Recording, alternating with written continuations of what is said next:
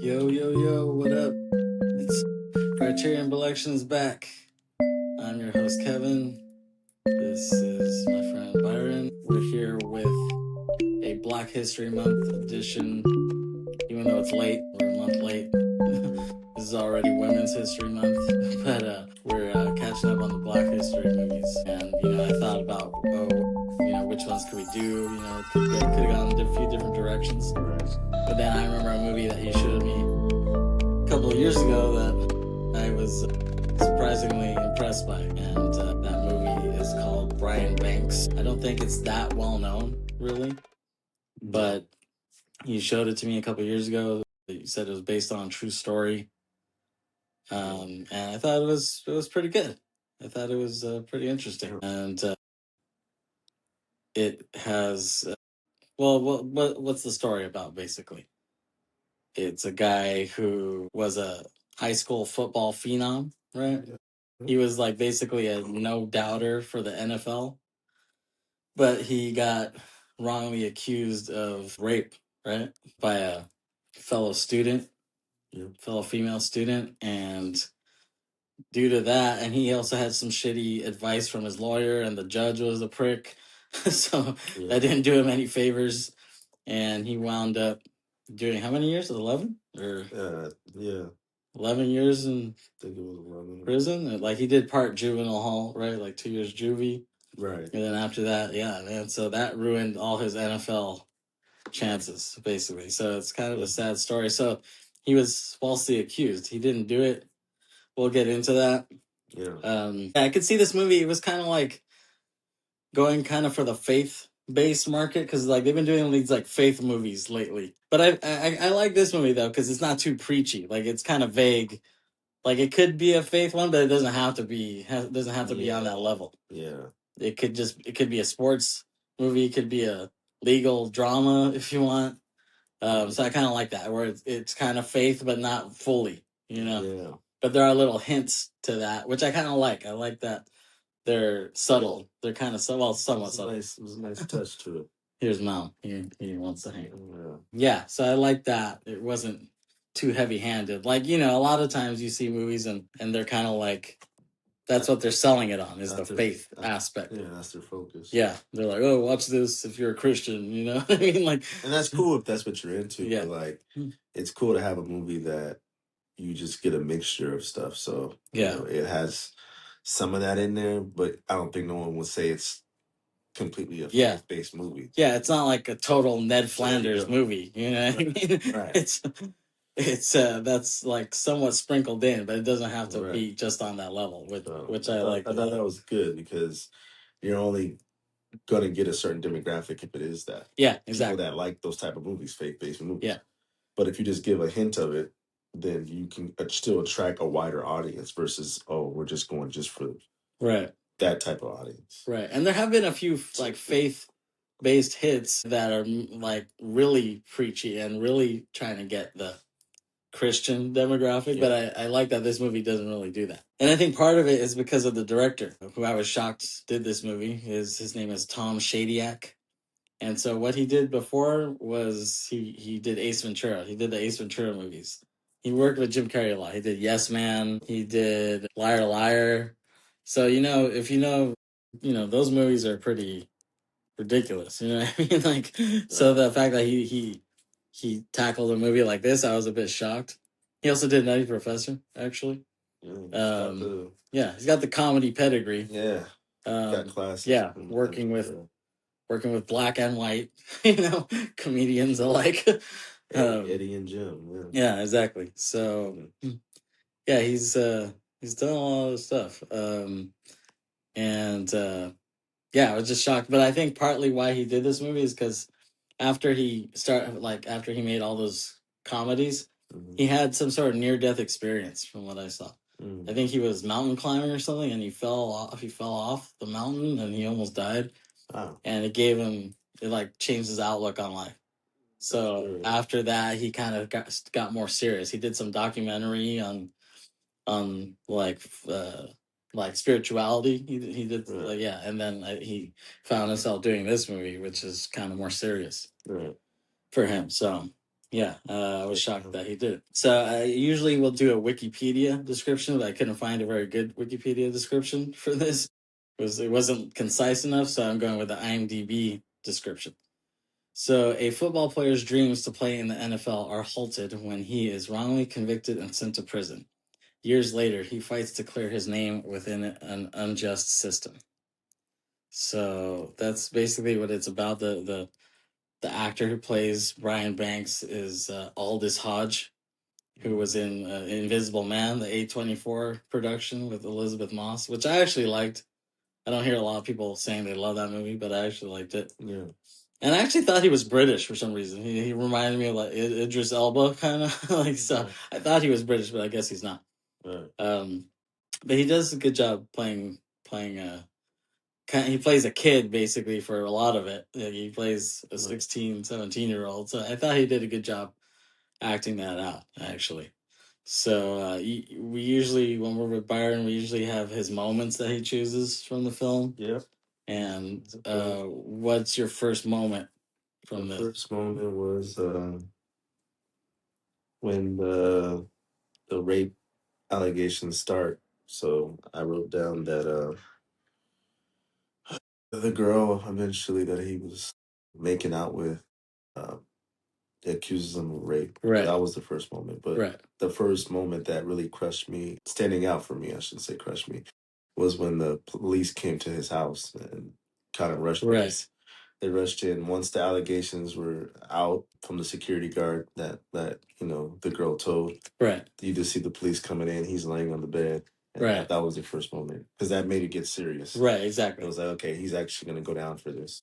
You know? Right. Actually, okay. So let me lead up to that part then.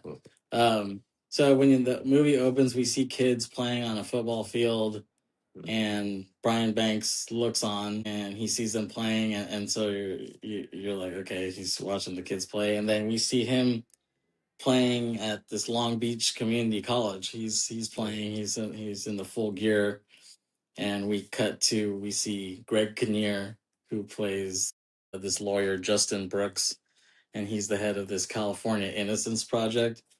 So their whole thing is that they try to tackle cases where situations like this happen. People were falsely accused and imprisoned, and they're trying to get their cases retried and get them out of prison. They've realized that they've been in there wrongly. Yeah, falsely accused. Right. So that's their whole thing, and they don't charge, right? That's like, I think that was the whole thing. Like, they don't charge fees for that. So I mean, that's pretty cool. If you're ever in that situation, try to find those guys. Yeah. They might be able to work wonders for you. Yeah, exactly. So Brian has to see his parole officer, and the parole officer, he's kind of a dick, right? He tells him, yeah, because he's by the book. Yeah. And Brian was, you'll see later in the movie if you watch it. Right. He needed to do something to help his case, but he's like, yeah, if you break this, you're going to prison again. Yeah. Because so it's breaking, He's on his ass, and he kind of doesn't have much sympathy for him, at least early on. Right. In the end, you see a little bit. Yeah. For the most part, he stayed a hard nose on him. He never really let up. He was just. Yeah, exactly. So, yeah, and the parole officer has a meeting with him and some other parolees, and there's like, oh, there's a new law in California, so you all have to wear this GPS tracker on you at all times, and you can't leave the county, right? Like, he tells them that you can't leave the county, you can't do this, can't do that. A lot of restrictions. Yeah, and he's like, what? He's like, I got to wear this. He's like, I told you, I'm trying to get back to the NFL. And he's like, NFL this, like, how often I hear that? I hear kids every day say they want to be in the NFL, NBA. They want to be rappers. That's funny that he throws all those together. But this wasn't a kid just hoping and wondering. He was already prospected to go. Yeah, he doesn't know all that, or he doesn't care about all. He doesn't know how good he really was. He doesn't know, and he doesn't care about. Yeah, but he was projected to already make it to the NFL. So that's funny because the parole officer, by stating all those things, he almost sounds like Dr. Umar or something like that. he's like, I always hear kids saying they want to be playing the NBA, NFL, they want to be rappers. Like, he went for the most like stereotypical things that he could mention. But it's just kind of funny. So yeah, and then we see we have a flashback, right, to when he's young, and it's him playing football at that time, and he basically says, "I was a sure thing. I was meant to be in the NFL. All these scouts were looking at me," and they show that Pete Carroll when he was at US scouting him, and he was like, "Yeah," he's like, you're gonna sign up with us after high school, right?" And, he's pretty much a lock to go to USC. But then things changed, and everything changed on July 8th, 2002. Right? That was the day. I mean, Yep. Yeah. And it's funny because that's when we graduated high school, right? 2002, yeah. It was my June 14th to be exact. Oh, wow. So that was like less than a month after we were graduating. He got in this shit. Yeah, because he's the same age as us. He was born 84? Yeah, I think he might be 85, but he's right there. Yeah, he's pretty much the same age as us. Yeah.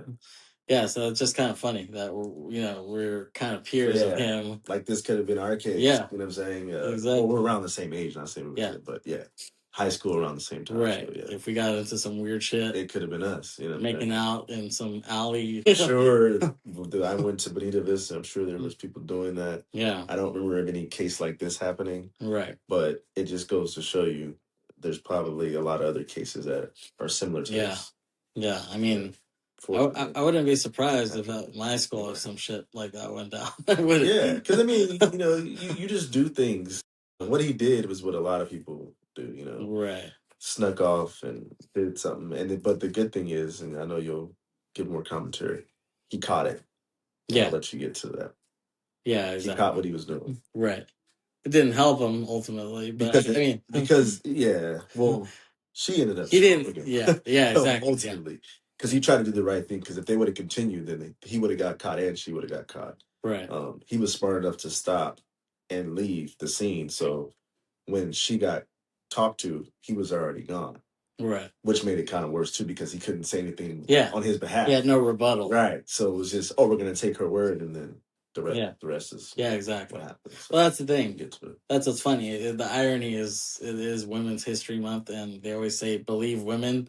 Well, it's like this is the one woman you shouldn't have believed. You know what I mean? Yeah, but it also speaks to the time, because I brought this up to other people, and in 2002, maybe a woman's word without hard evidence obviously got you somewhere. But I think in 2026, I don't think if a woman did this, a woman words have power, but I think you would have to have concrete evidence. Yeah. Which they never had. And so it didn't make sense for him to get locked up with just any person can just lie on you and you're just taking someone's word. I mean, could be credible, but you need more than that. Yeah. And not just that, but now just the technology there is now. You know what I mean? Like if I'm going to put someone in jail for a long time, I want to make sure that they, you know what I mean? I don't want to go off just a hunch or, they said it, but that's all I have is, Right, but part of it was him pleading that. He got horrible advice from his judge, from his lawyer. And that's my second moment. Right. We'll get to that. I don't want to get too far. Yeah. So, and it kind of cuts back and forth. So we see him young, we see him older. Yeah. That was kind of a weird because... Yeah, because is he young here or is he old? Yeah. I like more consistency, and they were kind of like, I get it. They want to show you present. They want to show you... But then it kind of can confuse the viewer, like, what's going on? Yeah, I was a little... I mean, even though I'd seen him before watching it, I was like, wait, is he old or is he young? It was too much back and forth in a portion of the film. Beginning, kind of, And then we see Greg Kinnear, Justin Brooks' character. Yeah. He's teaching his law class because that's what he does at this Innocence Project. He breaks down to his students like, okay, what happened in this case? Why were they in prison? Why were they freed? He breaks it down so that they... So you see everything, like the whole layout. Yeah, so they get it. And then he's trying to get a job, right? He's trying to get a job at a gym with his friend. I believe so. Yeah, and it's still pending. He's not fully hired, but then his friend introduces him to this chick, saying, "Oh yeah." This was another bright moment of the film because she kind of stays with them throughout the film, so you'll kind of see her quite a bit actually. And, right. She was like a positive for him. Right, and that's what's interesting is he's like, oh, she's a good trainer. She'll help you work out, get back in NFL shape. She was supposed to help him train, but then he also started looking at her more like, hey, I like this girl. She could be my girlfriend. Yeah, exactly. And that came later, but Yeah, so yeah, but then she's like, "Oh, so you want to work out then?" And he's like, "Okay." Yeah. And so yeah, she's kind of training him. She's showing. And then afterwards, they're having coffee. They start to know each other, and then he opens up about what happened to him. And that's when they start talking about it fully. Right. Yeah. Exactly. Yeah. You get the whole story after that. Because before it was like a little shots. Of like little blurts of. But you finally get the story once. He's like, I gotta tell you something. Yeah, because he's like, yo, if you want to hang out, he basically is like, gotta come clean. Let me tell you. Happened to me. Yeah. So you know, And I kind of like how you don't hear it, but you see him saying it and her reaction, like looking at him. And I remember she gets up and just walks off, right? Well, she's basically, she makes up an excuse. She's like, oh, I have something to do. Like, but really, I don't think she did. She just maybe didn't know how to take that. Yeah, exactly. So she's like, I'm just going to leave the situation. Yeah, and he was disappointed, but not surprised. You can see it. Because, he's like, it's cool. He probably knew what was coming in the back of his head. Like, she might get up and he's like, nice meeting you. He's like, oh, like, nonchalant about it. Like, all right. He's like, I'll see you around. Like, you had to take the L. So like, okay, she left me. Yeah, and he had a certain accent to this. I don't know, is that a Long Beach accent or something? I don't know. he's like, yo, Miss Carroll, yo. Like, I don't know if that's him really talking, or did he just do that for the movie? I don't know. I think he was trying to go for who knows? Snoop Dogg meets Snoop Dogg. No. Maybe Vince Staples. He was. Yeah, those are two. Palm Beach persons. Right. Das Corrupt. Yeah. Well, Das is from there, not Corrupt. But right. Yeah. He was going for Dog Pound meets Sublime accent. Yeah. We caught that. And that's the thing. I thought he was British, so it was just evil. Yeah, he has that look about him. Yeah, like an Idris Elba or something. He has he's black, but he's not from here. Yeah, he's from over there. At least I would have thought that. But he's not. I think he's American. I guess he's from South Carolina or something. Virginia or something. From the South somewhere. So okay. But yeah, so she bails on him, and that's the thing. This whole thing is just a dark cloud over him. He can't get a job, can't get laid, can't get his life back. It's like his life is on pause. Right. Because I think he wants to be with them, but she's kind of like thrown off by it. Hearing that is scary. And you don't know if he's telling the truth or not. Right. And then obviously jobs are kind of leery because you're registered sex offender or whatever. Yeah, exactly. You got this stuff on your record, so they want to buy into you by being a good worker, but they don't want to hire you because of what you got. Yeah. So it's like exactly. His life is kind of like in limbo. Like he could go places, but until he gets this cleared, or if he ever does, right, that would be the only way his life can be. To me, would have been back to where it could have been. And so we see another flashback of him in juvenile hall, the juvenile hall. Yeah. And of course, God has to be in the movie. God, meaning Morgan Freeman, is in the movie. It's funny, people refer to him as that, but he's the narrator of a lot of movies. Yeah. Yeah, and he look at God, I guess maybe is. Well, because he played God. Actually, I guess that's where he worked with the director before, because they did Bruce Almighty. She played God. You could say that as well. Yeah. Yeah, but but just a narration too. Yeah, I could see that. But they're trying to give him some sort of almost a Jesus type of quality or something to him. I guess so. Like, I think they wanted someone with gravitas, like someone with respectability. Yeah. He's got the movies. Just that voice, in his voice. Like Brian Banks. There's only one Morgan Freeman. You can't get anybody else that's like him. Yeah. So he plays basically like a prison, like a juvenile hall teacher, mentor. Yeah. And he really latches onto him. He's like, oh yeah, he was like there. He was like my to him, he was my rock while I was in there. But and then he says later that he was only there that first year. That's the only year he saw him. He never saw him after that while he was still in prison. Okay. He said he only saw him that first year, but it stuck with him for the rest of his life. But it's funny because sometimes there's situations like that where someone's like in your life for like a very brief period of time, but then they made a big impact on you. It's funny how that happens. Yeah. People don't need a lot of time to make a big impact. Yeah, and then you would have expected them to kind of be around more, you know what I mean? But it just doesn't happen for whatever reason. Yeah, it didn't pan out that way. Yeah, but it just sticks with you. Good. So Brian, he sits down with Justin's team, and he basically, like, they were like, okay, well, tell us what happened that day. Like, so we know, I think, because he was trying to get, I guess he sent his case to them before, but they rejected it. Right. But his mom was like, no, like, tell them who you are. You were just telling them, what the case is, and they just blew it off, but like tell them your pain, what you've been through. So that's what he does. So, and then the other students there kind of have empathy for him. So they're like, all right, tell us the story again, what happened that day. So he tells them, he tells the story. And so that goes into this moment, right? Yeah. Of and so it's flashback to 2002, right? Yeah, so you could just go into what happened, and that's my first moment. Yeah, so July 8th, 2002. Is it school or summer school? Right? I think it's summer school. Yeah, they're at usually by July, school's already out, so I'm guessing summer school. Yeah, so these high school students are taking summer school at the community college, and he's hanging out in the hallway, and he sees this one chick walk by. Her name is Kanisha, and I guess he's like, maybe I can make out with her because there's an area around here where all these. That's right. If you were gonna do that, there was like a designated area where people knew where to go to do it. Designated by students, not designated by the campus. No, I can clarify that. Yeah, like it's like the lovers lane, like the make out rock. There's not signs pointing to it. People just knew that's the area. That's just where you go. Yeah. So that's what. So he's like, "You want to go over here?" And she's like, "Yeah." So she's into it. I mean, the chick, she does a good job acting pretty ghetto. Like, like whether she's really ghetto or not, I bought it in the movie. Yeah, exactly. She really played ghetto. Yeah, she played it off really well. I don't know. She did good. Right.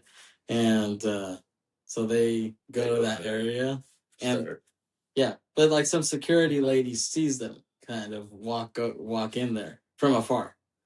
Before they start doing it, or once they? Yeah, I think they show a shot of her kind of looking.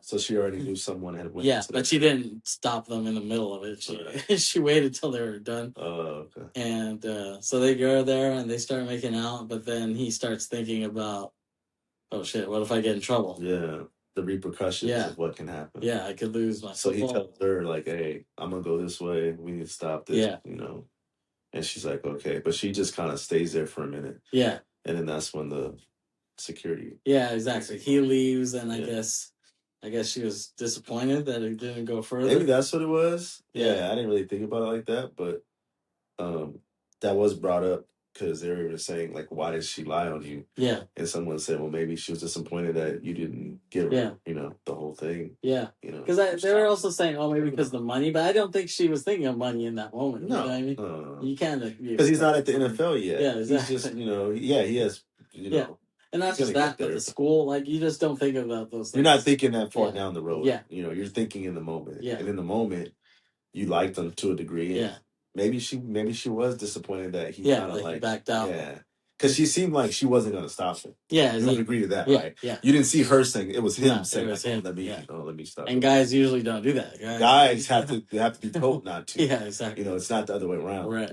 But he was the one that said, hey, let's So I think just him doing that, maybe it threw her like oh, I didn't like that he did like that. Hey, you can't do the stopping, I do the stopping. Right. Let me be the one to stop this. Right, exactly. Stop it. You did so I think that might have rubbed her the wrong way. Right. So then he walks out and goes back to class, and everything is normal. He's not told anything. Right? The only person to talk to was her at the time. Yeah, and then when she walks out, the security guard comes up to her, and then they have to. And she's like, "Oh, I know what you were doing," and she's like, "What?" Like, right. She's like, trying to play it off. Yeah, she's like, "Oh, I know why kids go over there," and she's like, "Well." Did he make you go over there or something? Yeah, she was just quiet. Like Kanisha didn't. She didn't say much, but then she started like insinuating. Yeah, like did he do this? Did he do that? Yeah, and then the security guard. Yeah, started saying like was putting words in her mouth. Yeah, without her saying anything. Yeah. She was like, "Did he do it? Did he make you go?" Like, did he make you go over there? And she's like, he's like, "Did he rape you?" And she's like, She's like, "Okay, I'm going to report this as a rape." Right. I don't even think a yes came out. Yeah, it's kind of just like because she was quiet. Yeah, but it was kind of like she just took it for a yes. Yeah. So it's almost like that security guard really forced the situation. The security guard really, if you really want to say who's really... Yeah, exactly. I mean, she kind of didn't stop it. Yeah. But she didn't verbally come out and say, yeah, he did that. It was more the security guard saying, hey. Yeah, exactly. That's his history. So, and then he's just asleep at home. And during the day, too. This is now we're getting to the moment where he's asleep. unexpected. You hear this loud boom, boom, boom. Yeah. It's police. They come in. Yeah. All his mom is crying. Like, they go straight to bed, and I don't think he knows. Yeah. I don't know if they're telling him. He has no idea. I think they tell him once they like book him and stuff. Then they're like, "Hey, this is what's going on." All he knows is that he's waking up and all these cops are all around him. I would feel ordinary too. Like, what did I just do? That would be very scary. You're arresting me. Practically an ice thing in the middle of a nap. Yeah, you know what I mean. Yeah, like you're trying to get a nap in. And also just cops everywhere with guns. You're not gonna get a nap in now. Yeah, he's a whoa. And think about it. He is 17. Yeah, he's still a minor. Technically, he's not even an adult because he's 17 years old. So it's pretty crazy. Yeah, exactly. So I mean, think about when you were 16, 17. You wouldn't have been able to handle shit like this. No. So I think even if you're grown, it'd be tough. But better yet, exactly. 17-year-old, that's a lot to what's going on here. Yeah, you don't know. You're not smart enough to maneuver. You know what I mean? Everything you're doing is just like, okay, what do I do? Right. When you're that age. You just think of it at the moment. Yeah. You're not knowing how to think things through or the next move, so to speak. You're just going with it as it comes to you. Yeah. And so basically, they tell him what he's being accused of, and he's denying it. But when he meets with his lawyer, who fucking sucked ass. Another reason why he failed. Yeah, exactly. So he failed in a sense, but that's compounded to me. I'll let you get to it with his mother. The mother not being able to, maybe she couldn't afford a lawyer. But do your research. Talk to someone. Yeah. Hey, my son didn't do this. How should we go about it? Yeah, exactly. Appointed lawyers, which what they got. Yeah. They don't care. Yeah. And I believe his lawyer told him to plead not. Yeah, she did. So after she told him that, he's thinking, well, I just did what you told me to do. Yeah. But the judge told him, you didn't have to. We'll get to that. Pleading this is like pleading guilty. Yeah. And then he asked him, and he still did it. Right. But he did it because he didn't know any better. Yeah, exactly. Yeah, I mean, you can't expect a 16-year-old to know. Yeah. It's moment two. I figure, yeah. You can't expect a 16-year-old to know what the fuck he's doing in a situation of that complex. And to know the law and know how to plead. First off, you've never thought about this. So now that you're in this, all you know is that you didn't do it. So if someone tells you to do something, you're probably just going to trust that person. Yeah. You're not going to... I mean, this judge has more education than... Yeah. But now that's her confession. Wasn't the best thing to do. It was like, that person may not have your best interest. And she had the stupidest logic. Because she said, she's like, I talked to the judge when we worked out a deal. That's what she said. Which I don't, so she tried to sell it to him like, I don't think that was the case. I don't think that was she was thinking crap. Yeah, she was a lie. But like, what do you get out of losing the case and getting him in jail? I guess you still get paid because you have no connection to that person. I mean, I think she really thought her logic was. She said something like, "Oh, they're just gonna see you as a big black kid." So so you'll still get like out of this or something. So you might as well. Oh, she was saying like you might as well just plead guilty. Contest. Yeah, like plead no contest. And he's like, you're going to serve the minimum. That's what she thought. Oh, so she wasn't even trying to get it out of it. She was just thinking you won't do a lot of time. Yeah. But she already kind of considered him guilty. Yeah, exactly. And then he's like, but I'm innocent. But he's like, But then she's like, oh, but they're not going to see you as innocent. They're just going to see something. So you already sold him as, hey, you're doomed anyway. They see you as... That's she was very negative. She's like, they're just gonna see you as some violent football. So the best we can get for you is maybe a little bit of time, like 5 years. Yeah, and he ended up doing it. Yeah, and he's like, but I'm innocent, And she didn't care about that. She didn't care about that. He's like, you won't do parole, you won't do she supposedly said all that. She was saying that you're gonna get time, but it won't be like that bad. She's like, you'll just get house arrest or something, and that's it for like a month. And that's why when you see the verdict. Or you see what he said, the Asian George. Yeah. The first person he looks at is her. Yeah, exactly. He's like, hey, I thought this wasn't, you know what I mean? He tried to talk to her, but it's too late there. They already gave him. Yeah, exactly. No, that whole scene was really well done, and he acted that really well. He did, because he acted like he was really Brian Banks. Yeah, exactly. He acted like a kid, like, I don't know what I Yeah, like, I don't know what's going on. So you need to give me the cues here. Right. And the stupid fucking and rewatching that makes me mad. Because this really happened. Yeah, exactly. Yeah. This is not a made up story. I'm watching it too. It was like the fact that someone did this guy like this with so much at stake. Yeah, he could have. How you pleaded. If they would just went to trial, maybe they win. You know what I mean? But probably they win because he ended up getting exonerated in the end anyway. Right, exactly. We'll get to that, but it took a long time. But it took it took the best years of his life. It took that, and it took help from her. Right, exactly. We'll get to that later. Yeah, exactly. Which is but that was a tough task. He actually needed to come back into the picture for it to get. They needed a statement from her. Yeah. And it's like, why would you incriminate yourself at that point? You know what I mean? Like, she didn't need to do that. Right. You went ahead and let him be in jail just to say that it wasn't true. Right. Yeah. It's like, well, then, why are you playing with someone's life? Yeah. You knew it wasn't true the whole time, but you let him, and maybe because she got the 1.5 million, something like that. Exactly. And because they're like, she could have to lose that. He had to give that money back. Yeah. Yeah. I heard that too. It was court ordered that. I heard that too. Once they realized it was all a scam, right. It wasn't true. Then that's why you can't just pay hush money. If you really don't want to have to spend that, as a district, as a school, as a university, don't pay that. Like, look into it. You know what I mean? Yeah. That's a lesson for people, right? So to not do stuff. Yeah. So there's things you can take from this.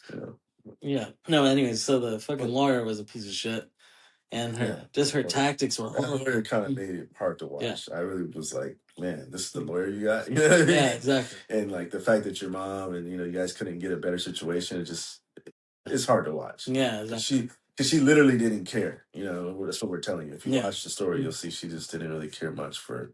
She accepted him as a guilty person, so that's why she said, "Just do what I told you, plead no contest."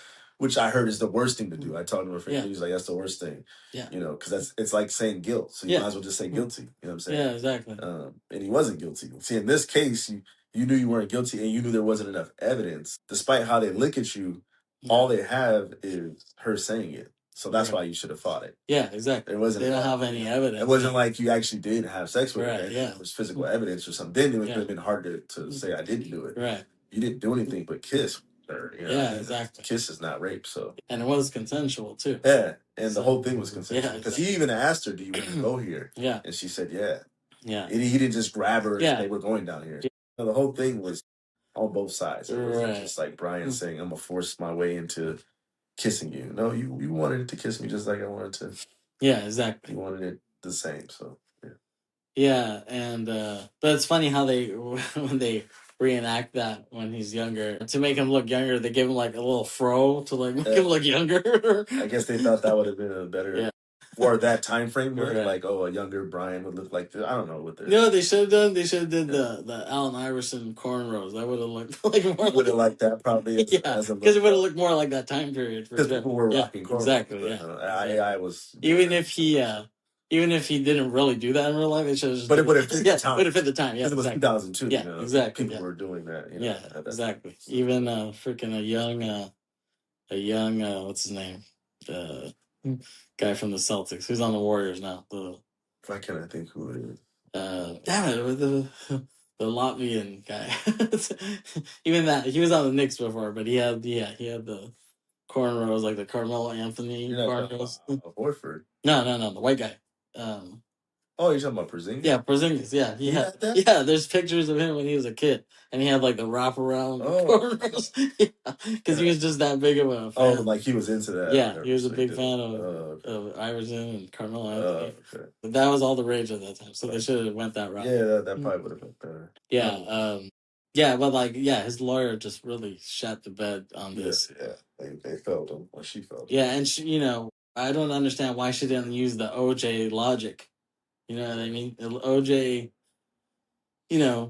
people, I think outside of that courtroom, everyone thought he was guilty, but in that courtroom, they believed it.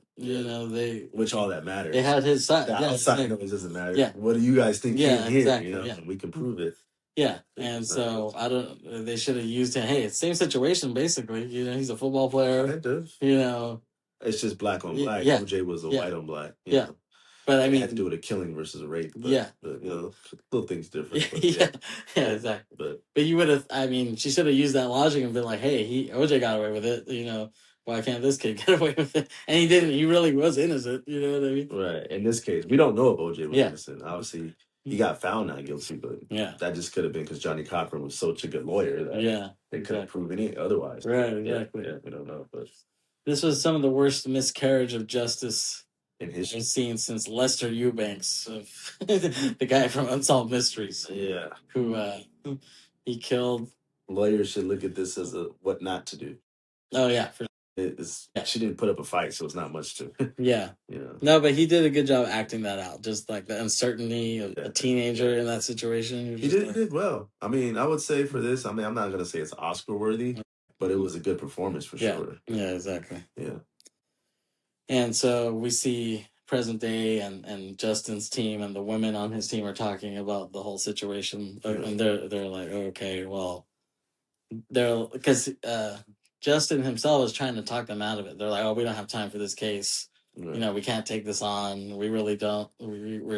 We have too many other cases to worry about. We can't add this one. Right, it's too much. But all the other team members are like, oh, I'll put in nights. I'll put in extra hours. I'll do. Yeah, they were like committed to this. They wanted to see it through.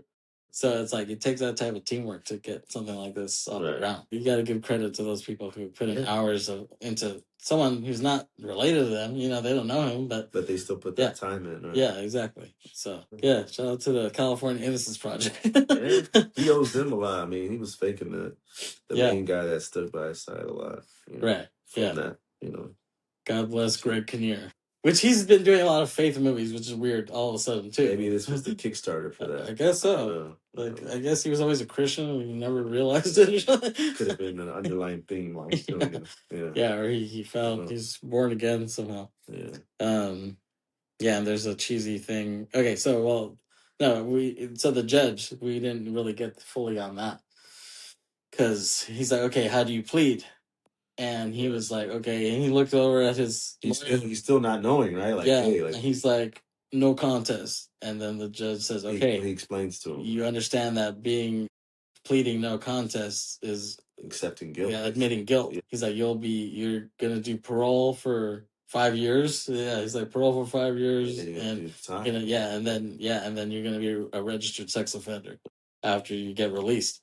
Right. And then he's looking over like, what? I don't remember all this shit. Which is crazy because he still goes through with it. Yeah. But it's like he doesn't know any better. And then instead of being like, I want that. Exactly. He just kind of looks and then he just says, so what do you plead? And he asks him again. And then that's what he says. He puts pressure on him. And they didn't give him time to talk to anyone, his mom or anyone. Yeah, they could have gave him like, hey, before you they just said they needed it now. Like, he explained it to him. And the lawyer was like, And he looks at the lawyer. The lawyer is like, he's like nodding her head. Yeah.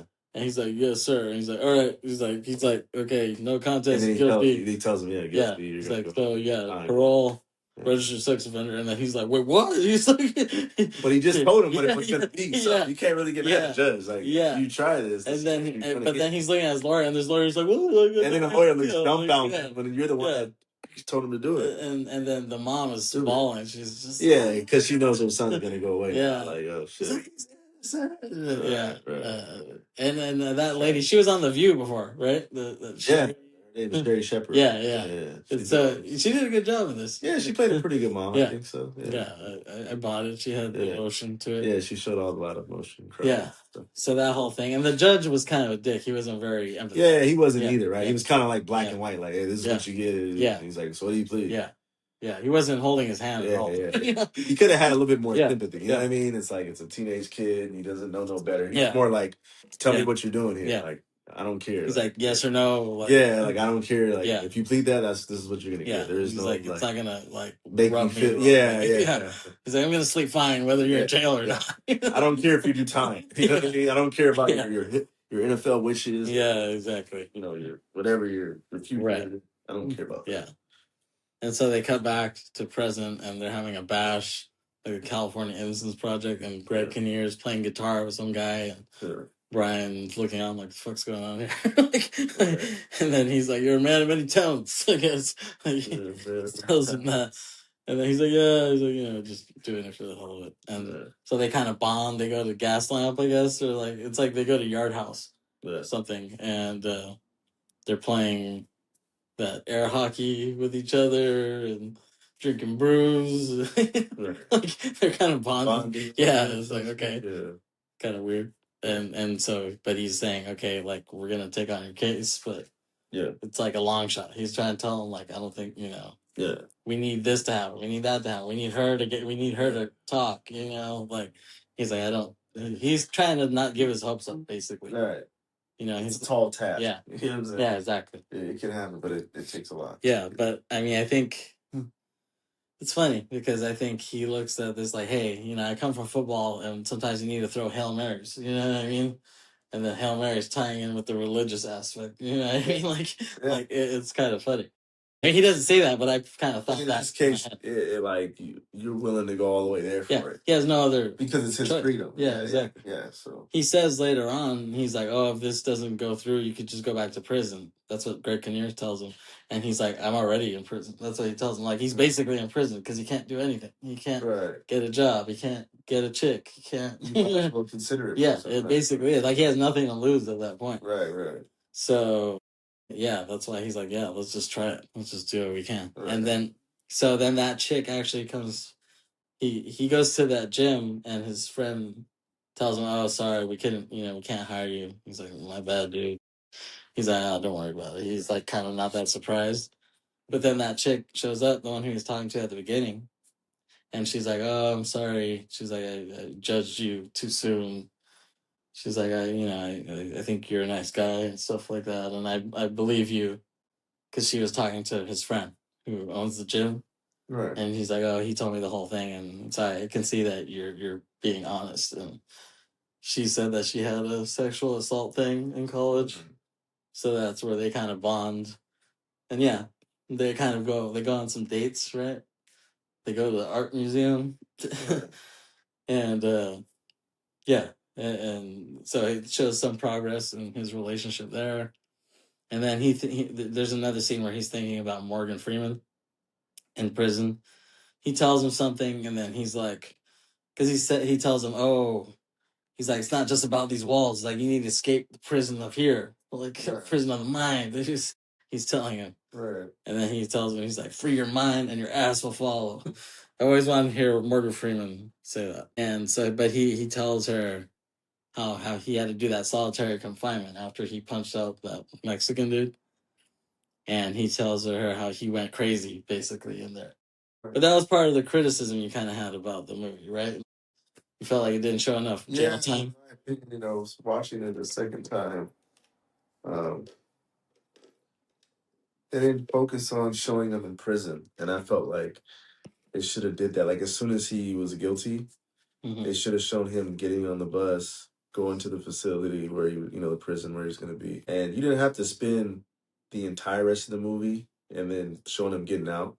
But I would have spent, at least another good chunk of the movie, maybe 15, 20 minutes of showing him, day-to-day prison life. And then at the end, you would have felt more connected to him because you're enduring all his hardships, not just him not getting a job, you're enduring prison life. Yeah. And I felt like they glanced at it, but for some reason they didn't want to go there with the prison life. And I felt like because the movie was cornered around that, that's obviously what he got. He got prison and probation, then I think they should have showed that more. Yeah, I think it was probably just a matter of time. I think they just didn't have enough time to show all that. And I do agree with you that I think it would have made it more complete. Yeah. Make it a little longer because it was like an hour and 39 minutes. Yeah. If it made it a little 2 hours, I think it would have added to the film. I mean, yeah, I do agree with you that if they showed more prison, and more, if if they showed his prison and basically if it was like American Me meets Blood In Blood Out, like the prison sequence, the audience would have felt his pain more from being in there. They'd have been like, "Damn, Yeah, he almost got raped. He's enduring all of that, and he didn't even do what the fuck." Right. Versus, I guess you can visualize. Most people know what prison entails. You've seen American. You want to see, but you still want to see the visuals. Yeah. So you can, like I said, connect. Yeah. And see that, damn, Brian Banks, he had to survive all these fights in the jail cells. He had to, he almost got shanked or whatever you want to show. Neo-Nazis. Yeah. He had to go join guerrilla gang. Yeah. He had to face these gang members in jail. Show that. So that way the person could be like, after all that, he still got out and won. Yeah. Instead of just showing him in probation and then he wins. You're not kind of glossed over the main part of what you wanted to see to him get through. But I agree, they could have shown that, but having said that, I feel like they did a good job of without showing it. Yeah. And I told that to you earlier before we started this, is that was my one negative of the movie, but it was still positive because I still think it wins either way. Like if they did, the fact that they didn't do that, I'm still giving the movie a great score. Would have been better if they did that? Maybe slightly, but I wouldn't have said it would have enhanced it tremendously. Right. So if it's an A, it would have been an A+ if I would have see more prison time, but it's still an A regardless. If that makes sense. Yeah, maybe we can see the cut prison time on the Oliver Stone director's cut of Brian Banks. Yeah, but it's a point for people who are directors and people. Yeah, viewers want to see hardships so they can connect. Yeah. More, and I'm pretty sure they understand that. But that's just an emphasis for people in the future doing movies like this or another one where someone goes to jail. If that's the cornerstone of the movie, of someone going to jail and getting out of that, I think it's important to let the viewers see it. Yeah, a movie is like a stew. You got to put all the right ingredients. You don't want to gloss over too many things because then it becomes like, to have a good stew, you got to have all the ingredients. Yeah. So to me, it's like they kind of just sprinkle prison. They didn't they didn't put enough. That makes sense. They just put a dollop of prison. They just went like this and said, take it. When you should have been like pouring a little bit more. Emerald Lagasse, like, here's prison. Black. I don't have to overflood it, but I want a little bit more seasoning. Prison. Yeah. You get the point. Yeah. So, Exactly. I think they just sprinkled it. Yeah. And then they did a little crush. Yeah. Salt of and they prison. said, that's all you can do. I'm like, no, I can do it. But outside of that, it was a good movie. Like, they still did a good job including it without having that much of it. Which shows you how good it is. Yeah. Yeah, because usually if there's something missing, it takes down the movie quite a bit, but it didn't take down this movie a lot. It just took it down a notch. Right. Yeah, exactly. So we see he's at home one day. He's like watching football. Yeah. It's on the background, and he's on his laptop, as you do. I do that all the time. I'll have a Yankee game on while I'm on my laptop, on my phone. I think looking at stupid shit comes in, right? Oh, no, not here yet. No, we're not there. No, it's he's on. He's on. He's logged on Facebook, and then all of a sudden you hear a bloop pop up, and he looks, and it says Kanisha has sent you a friend request, and he's like, "What? What the fuck?" He's like freaked out by that. Right. He sees that, and it's like he saw fucking Conjuring 2 or some shit. Yeah, he's like, whoa. He's like, he falls out of his seat when he sees that. He's like, what the fuck? And he's thinking like, oh, what the hell do I do? Like, do I just be like, fuck you, bitch, or what do I do here? Or do I accept it? Like, and he's smart because he's like, okay, let me think about this. He's like, okay, like maybe I'll accept it to see where this goes. I think he knows he needs her to admit this. The truth of that. Once he got past the fact that he was so surprised, he started thinking of how it can help. Yeah, exactly. And so I if she's open to it, and she was telling him that from the messages. Yeah. I guess once he accepted it, he was like, "Hey, can we let bygones be bygones?" Something to that degree. Yeah. I just want to reconnect, but she was playing it so nonchalantly, which is weird. Yeah. But that's what's like weird. You just put me in prison. You know what I'm saying? Exactly. Like, should you be careful? That's what he's thinking. Like, why would you even contact me? Yeah. Like, he's like, how are you doing? He's like, well, despite what's going on, I'm holding up. You're like, what do you mean? You're the reason why I'm in this position. Exactly. So it's kind of a weird dynamic. Yeah, it was weird. It was like, I think she was trying to holler at him or something. like I think that was the same person that caused all this still wants to kind of get in. Caused all my pain, wants to. No, I don't think we can ever. Yeah. I can't ever love someone that did that to me. Yeah, exactly. Or even attempt to, Yeah, that was the weird thing. But that shows you kind of how fucked up she was. Yeah. The fact that she just played it off. Yeah. You know what I'm saying? Like, I can do all this shit to this dude. And she thinks I can. And then she also shows she didn't really think about the law that much, because by going back and saying it, you wouldn't think that he would record it. Right, exactly, yeah. He told you he wasn't, but what do you think you got to think past people. Right. Of course he's going to record you. So you got to think from her standpoint, that's the ghetto-ness and not knowing too, of, well, I'm going to incriminate myself. Being ignorant. Yeah, I'm being ignorant, and I'm going to admit, like, almost like if you want to lie, you almost want to stick with the lie. You know what I'm saying? In this case, you know what I mean? Because it's like, maybe after time, you feel like, oh, I want to do the right thing, but then you have to want to accept whatever comes your way. Right. So if they want to put you in jail for lying, then just know that you lied. So coming forward is not going to help you in anything. Yeah. It might help you for the fact that you can sleep at night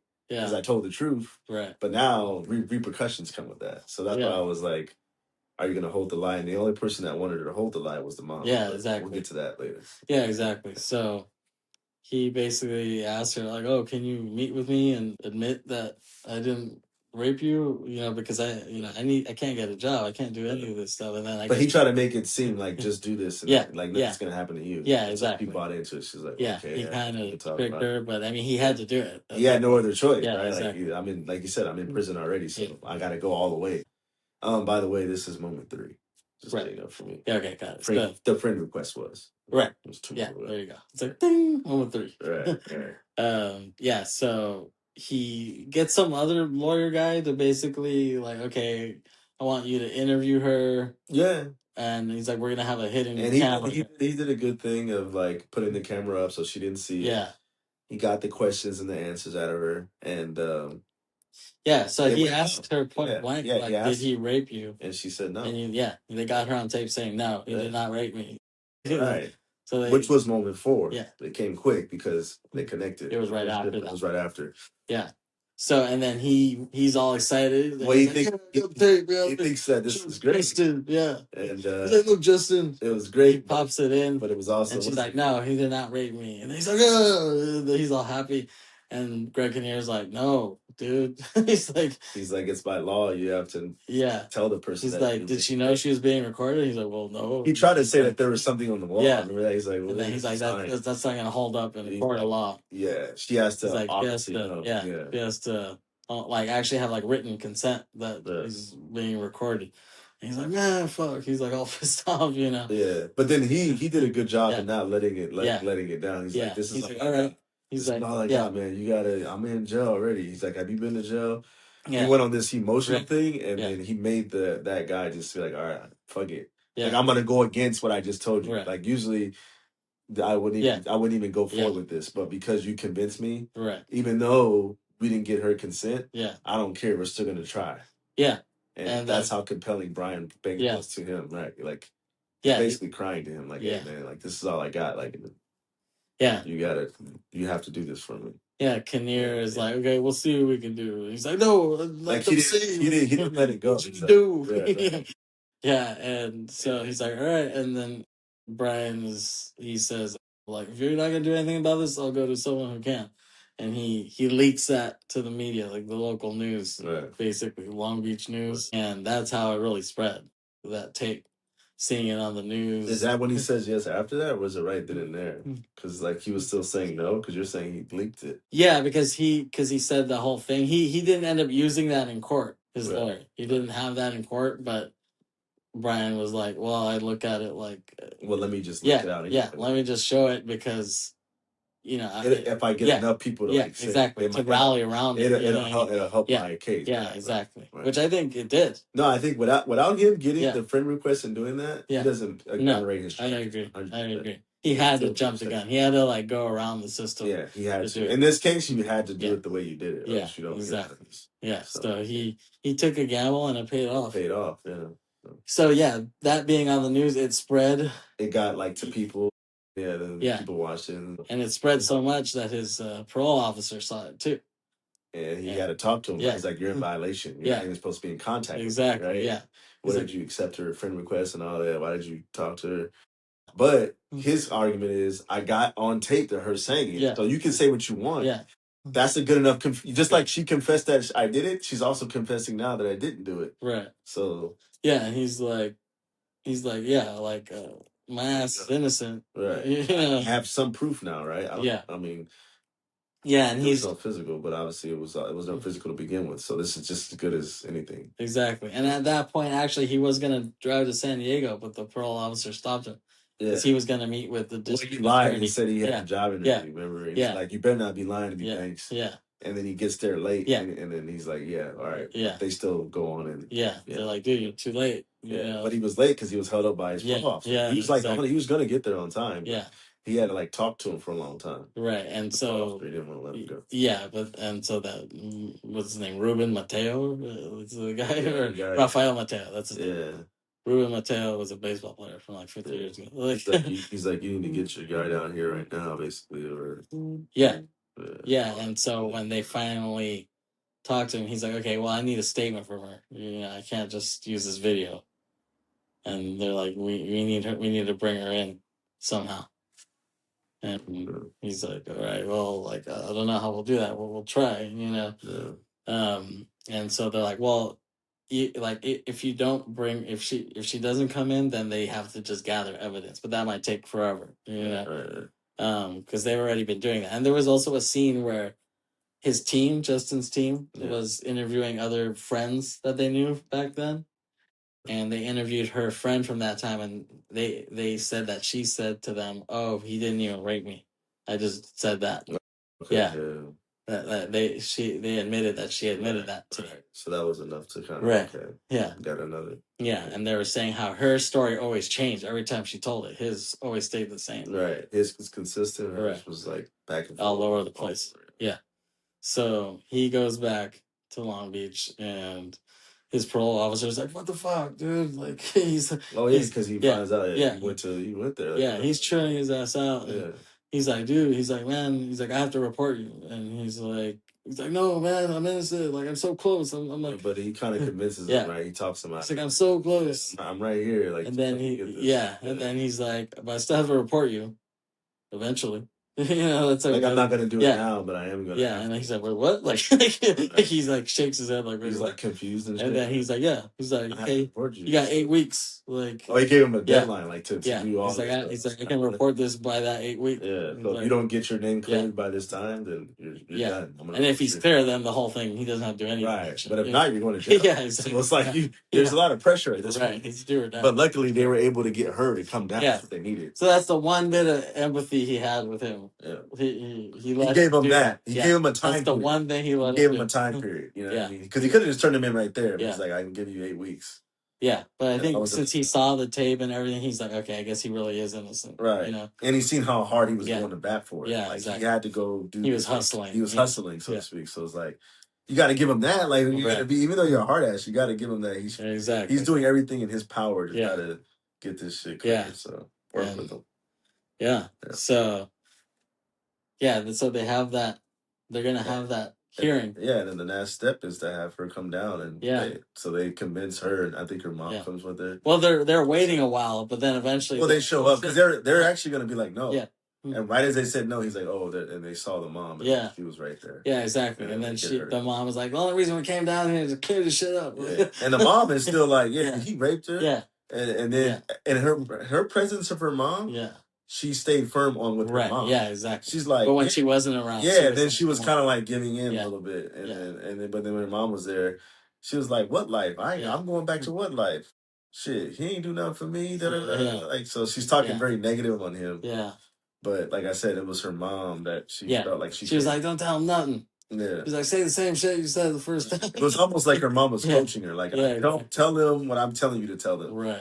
You better not tell them nothing different. You tell me to tell them, I told you to tell them and all that. Yeah. So she felt like she probably had to, when really, she already had given up the truth before that, so it didn't matter. Yeah, because when the mom came, she was like loosening when they were talking to her. When she didn't say completely, but she was starting to give in a little bit, like, yeah, I did do that, yeah. But then the mom came back and then she switched up again. She's like, nah. Yeah, but even the district attorney, I think he believed Brian, but they just needed something from her. Just needed a line, anything from her. So they didn't get the complete, but I think the judge this time, seeing all that, he just was like, all right, yeah, and the same judge too, like the same Asian dude. He was like, all right, nope. Yeah. Not this time. Yeah, not this time. I'm gonna let you're off the hook. Yeah. Yeah. So that's the end of it. Yeah. And there's a big celebration. And the crazy thing is, while he's celebrating, when he looks down at the car, who does he see? Oh, PO guy. Yeah, exactly. Parole officer. Yeah. And he kind of gives him like a head nod, but it was still like a tough look. Yeah. Like he didn't want to go embrace him, like, you want. He was kind of just looking at him like, all right, yeah. Like I kind of salute you, but I'm not like overly enthused for you. Yeah, he was still playing a hard ass to me. Yeah, but he kind of gave him like, all right, you won. Like, it was like the look that Ryan gives Jake in Never Back Down the next day after they fight. I never seen that. After they fight, he gives him this look like. Kind of like, you kicked my ass, but like, you know what I mean? Like that PO gave the same look to Brian. Yeah, basically. Which I plan on talking about that movie sometime with my sister. Yeah, so that'd probably be a good one. Yeah, it would be a funny one. Yeah. But yeah, you see that, And then, they put his arm up like he's like a champion, because he just won the case. Yeah, exactly. And then you see the rest of his life, he obviously wants to get to football. You get to that. And then, what's cool, the next scene is just he goes to the park and he sees kids playing football and he can play with them now.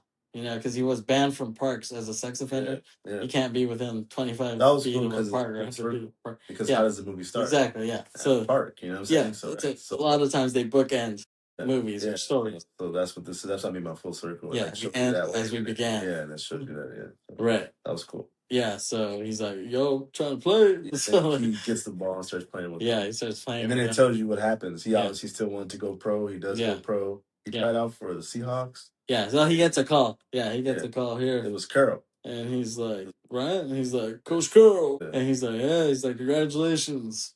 He's like, oh. But it was like really soon. He's like, can you be here like Monday? And he's like, He's like, can you go flight to Seattle on Monday? Yeah, like I need you here. And he's like, I'll get there. He's like, we might need you in Seattle. He's like, So like, that's the thing. The Seahawks had just won. So they had just won 2012. That year. Super Bowl. Yeah. Sure. But Pete Carroll lost all credibility when they lost the next year, calling that shitty play against the fucking Patriots. Man. That was all him. They could have just went beast mode and they would have won the fucking They could have just ran it when they threw it or whatever. Yeah. Just could have given Marshawn and he just could have jumped over everyone. People will never let go. I've heard about that was the stupidest why would you fucking do that? Right. thing. And they cautioned you. The bad thing is they caution you. It's not just saying it. Like, you made a bad play that cost you. And you know what the stupidest thing is? Is that they used statistics to determine what would be the best play there. That's how they came to that? That's how it came to that. Oh my God. Yeah. Logically, we just know you got a Marshawn Lynch in the back. Yeah, he could jump over all those guys. He could have easily just touchdown. Like, why would you get? Because throwing is gambling. Yeah. Because they can there's too much of a gamble and you're too close for that. So just that would never have made sense to me in that If they had Brian on the team, they would have won that. So it goes on. He gets cut there, but then he gets picked up by the Hawks. Yeah, he gets Falcons. I said Hawks. It's Atlanta Falcons. And I don't think he plays too long, but he does make. But at least he makes it. And that's what made the movie what it was the fact he persevered. After 11 years, no football. No playing. He's almost 30 at this point. I think he's like 27 or close to 30. Like because he spent most of his 20s in prison. Yeah, something like that. And by the time he's like close to 30 or 30, he makes the team. Yep. Gets cut, makes the team. Yeah. Plays a little bit. They show live footage of him playing on the Falcons. Yeah, no, and I like this last little part. That's the end of it. Because we see him in the locker and he's kind of like kneeling. Like he kind of kneels down to tie his shoe or something. Yeah. And he looks up and this is where that faith kind of kicks in as he looks up and like through the window there's like a light shining on him. Oh, so that shows you like the faith part. Yeah. Maybe like but it's like a little preachy but like vague enough. It's not too much, but you can still get what they're saying. Yeah. And he looks up and he sees this light shining on him and then he feels you see a tap on his shoulder. And it's a long sleeve shirt and it's like bruh, and you can hear this Morgan Freeman voice. So you're like, okay, like it's Morgan Freeman. Yeah, but then he turns around and it's the coach, and he doesn't have a long sleeve shirt. He has a regular shirt. Right. But it's cool that the coach is like, oh, Brian, like you can lead the team out. Like he tells him that. They let him lead run out. When they run out. And so I like that they let him do that. Because dude, they know he suffered this whole time. So we want to give him that one thing. He might not even be on the team now. Give him that moment of like, give him that one thing. This team out, right? If anyone deserves it, you kind of deserve to do this. Yeah. And I think that's how it concludes, right? Yeah. And the music is inspirational. That he runs out and Justin and his mom are in the stands. They show them like screaming. They show them. Yeah, and it's cool that Justin he's not just doing the case and that's it. Like he actually gets involved in their lives. Oh yeah, he was at the game. Right. Yeah, it's not like okay, I did that for you and then that's it. Yeah, I don't know. Yeah, like, he got that. He actually cares. Be a part of their. And I guess he works with that now.